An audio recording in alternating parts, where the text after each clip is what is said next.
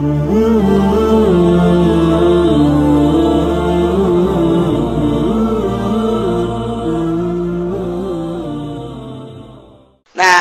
iyalah Bang Baluh dunia, Bang Baluh makhluk, Bang Baluh. Urang lamun masih kene berat ke makhluk ngaji asa-asa. Besi teh dibere engke ku pribumina be lamun kenceng teuing. Aya geja Abah almarhum, Abah diondang ka Gembong. Carita ieu keur hirup. Barang diondang ka Gembong, Gembong Balaraja. Gembong Balaraja. Jelema loba. Langsung Abah ditah ngomong, Abah ngaji. Abah kunaon? Abah mah teh log dipikir-pikir pan ngaji lain cara kipudol panjana mah. Dirancang heula teh. Nyana ngomong we langsung kunaon ngomongkeun dukun bae. Ulah percaya ka dukun sebab dukun mah eta ahli neraka.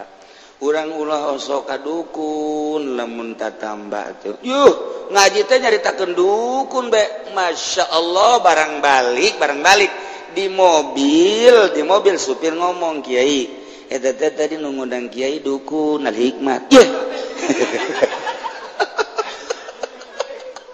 Abah waktu jauh cek dia suka teuleun al hikmat teh dukun ngaranna.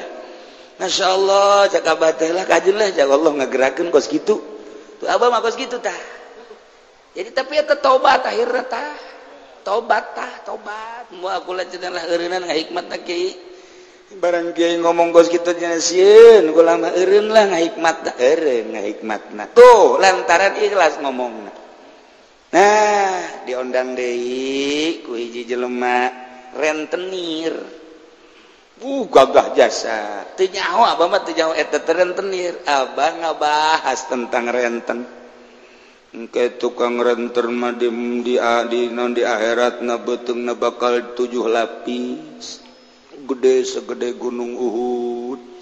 Engke di narakana terus salapis 2 lapis 3 lapis dibeulem ke asal geus datang kanu terakhir didatangkeun deui ku Allah 7 lapis siksa tah tah rentenir teh kos kitu bakalna. Lamun urang nyaritakeun ku ari leumpang make suku di akhirat mangke rentenir mah leumpangna make hulu.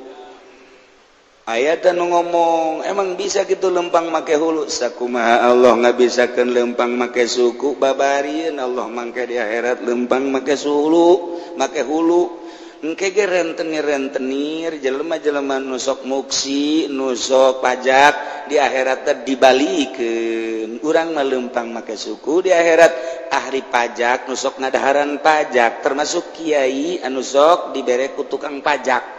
Mana kiaina wallahu a'lam di tukang aya. Nah eta huluna leuleumpan eta abah ngabahas seputar eta bae renten teu jahoeun nu ngundang teh rentenir balik ka dieu seminggu bebeja tukang renter tobat diondang deui ku Haji Gunawan almarhum di Gembong kene anakna kan diri Haji Maun eta kan nyana resep nembak Haji Gunawan mah kaleuweung kawitu diondang ku Haji almarhum Haji Gunawan abah nyaritakeun tentang ngalaan hewan ngalaan manuk anu ngalah anak monyet nu ngalah kos kitu teu nyaho abah mah bahwa Haji Gunawan resep nembak teu nyaho beres dibahas eta siksaan jelema anu ngalaan anak monyet makna panceurik di ditu anakna dibawa anak manuk dibawa ka imah pan emanna ceurik bayangkeun lamun anak urang kada kuborosot aju dibawa ku batur indungna kan ceurik ai bapana mah tilok sabaraha tilok ceurik ai bapana mah nganasehatan lah anak hiji ge urang nyieun deui tolol teh coba eta potongan hiji pengen dibloon eta ya keur carita tetep bae anak urang eueuh mah tuh sedih bae takker carita manuk ge daun bedana jeung urang monyet naon bedana jeung urang hewan-hewan nu sejeuna naon bedana nah maka kuna langsana indungna ketika anakna dicokot nyana unjukan ka Gusti Allah Gusti nu ngalah anak abdi mah hayangnya nu mana jelemana engke di akhirat engke unjukan ka Gusti Allah anak abdi baheula encan dihiberkeun dicokot mana jelemana Gusti pangiksakeun kadeudeung abdi ieu tersiksa abdi kitu keneh monyet dan lain-lain sebagainya tah nyaritakeun seputar eta masyaallah eta Haji Gunawan almarhum langsung datang ka Abah yeuh bedilna bedil deuk dibikeunan eureun nyana nembakna geus we kula mah deuk eureun bae tasieun aju eta bedilna ditinggalkeun di dia di pondok bedilna senapan anginna aju dicokot ku kula-kula nu nembak akhirna bisa belajar nembak teh eta teh tembakan Haji Gunawan harita teh cepet jago kula ge manuk leutik ge ku kula mah kena bae bener gua mah mun ditembak maninin bae maninin cet Masya Allah eta teh pang-pangna kena manuk karan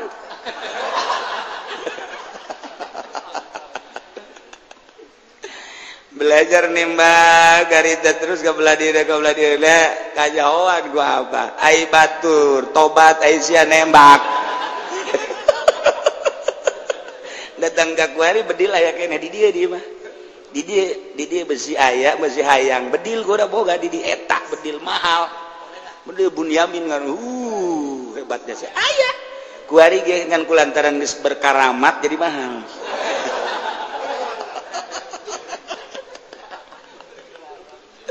lah lalakon abah mah ngana sehatan teh kos kitu tarobat jelema ku sabab naon teu aya igis teu aya sieun atuh nyarita bae ieu mah mun aya bupati ngalem mun eueuh bupati masyaallah nagara acak-acakan alhamdulillah ku ayana bupati ieu jadi pembangunan dan lain sebagainya nuhun Pak Bupati keangkat bupati nu tadina Bapak Bupati hendek merena 3 juta jadi 15 juta gede kan aju diondang ke pendopo maca yasin sabaraha kala balikna di bareta nah mun aya penggede dan lain sebagainya tah eta teh lain nganasehatan jieun dosa nu kos kitu Bang Baluh ngaranna moal meungang pangkat ti Gusti Allah nah iyalah jelema anu diturunkeun pangkatna jelema anu turun ku sebab aya Bang Baluh dunia Bang Baluh makhluk Bang Baluh nafsu jeung Bang Baluh setan maka